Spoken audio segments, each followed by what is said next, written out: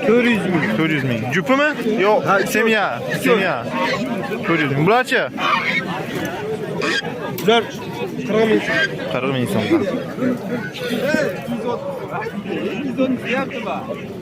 Bu g'ul nech pul?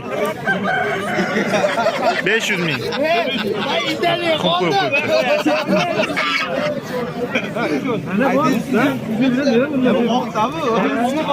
Buraylar nech pul aka? Kichkinalari 40 ming, kattalari 90 ming. 40 mingdan 90 ming. Xo'rozchi shu bilan?